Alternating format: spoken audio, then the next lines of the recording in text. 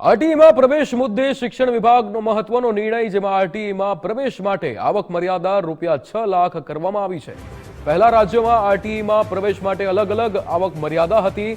શહેરમાં 2.5 લાખ અને ગ્રામ્યમાં 1.20 લાખની આવક મર્યાદા હતી। ત્યારે આવક મર્યાદા વધારાની સાથે અરજી કરવાની તારીખ પણ લંબાવવામાં આવી છે। આરટીઈ પ્રવેશ માટે 14 એપ્રિલ સુધીની અરજી કરી શકાશે। જે રીતે આવક મર્યાદા વધારા અંગે અધિકૃત પરિપત્ર પણ જાહેર કરવામાં આવ્યો છે। લાખ સુધીની આવક ધરાવતા 6 લાખ અથવા તો એથી ઓછી આવક ધરાવતા તમામ વંચિત જૂથ યાની કે લોકો આમાં અરજી કરી શકશે। અગાઉ કરેલી અરજી 2 લાખ ઉપરની આવક હોય અને એની રિજેક્ટ થઈ ગઈ તો પણ ફરી વખત એ અરજી કરી શકશે। 15/4 સુધીમાં ફરી વખત ઓનલાઈન અરજી કરી શકાશે।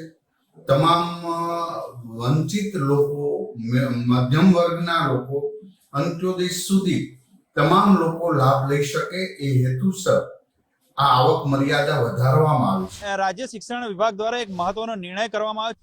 આ એકચ્યુઅલી આવક મર્યાદાનું છે, જે 1.25 લાખથી વધારીને 6 લાખ કરી છે। આ ખૂબ સારો નિર્ણય છે, પણ મારો સરકારને એક રિક્વેસ્ટ છે કે આટલા બધા ટેક્સ લે છે તો એજ્યુકેશન ફ્રી હોવું જોઈએ, બેઝિક એજ્યુકેશન। એ અમારો એક વિનંતી છે મધ્યમ વર્ગની। આ જે નિર્ણય કર્યો છે ખરેખર બહુ સરસ છે, પણ આની અંદર જે મધ્યમ વર્ગનો જે થાય છે ને એ પબ્લિકને વધારે પીસામણ થાય છે, કારણ કે એની અંદર જે લોઅર છે એને તો લાભ મળે છે, પણ જે ધંધાકીય હોય ને સામાન્ય એમ કે ઘર ચલાવતા હોય એના માટે આ લાભ નથી હોતો। એટલે આ એ પબ્લિકને ના આ બાજુ કે ના આ બાજુ એકે તરફથી એ લોકોને લાભ મળતો નથી।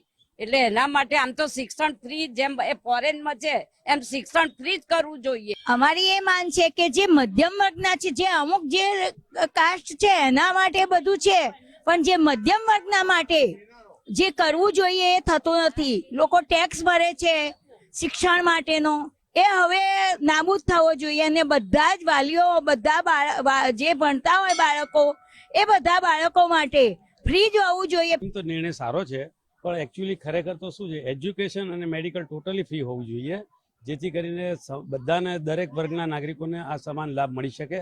આ એક નિર્ણય તો સારો જ છે, પરંતુ સાથે સાથે મધ્યમ વર્ગના બાળકોને ફ્રી તો મળવું જ જોઈએ। સાથે એમને જે તકલીફ પડે છે અનામતના લીધે એ દૂર કરવી જોઈએ, જેને લીધે એ લોકો આગળ પ્રમોશન નથી મળતી શકતા। કે ગવર્મેન્ટમાં 3 1 છે તો એ નાબૂદ થઈ જવું જોઈએ, કારણ કે આ ગાંધીજીએ કીધેલું કે આ લિમિટેડ લર્મ છે, નહીં કે કાયમ માટે। આપણે કાયમ માટે કરી દીધું છે, કાયમ માટે નાબૂદ કરવું જોઈએ એને। એક રીતે તો એમનું પગલું રચનાત્મક પગલું છે, પરંતુ મધ્યમ વર્ગની દશા કેવી છે, સેન્ડવિચ જેવી છે।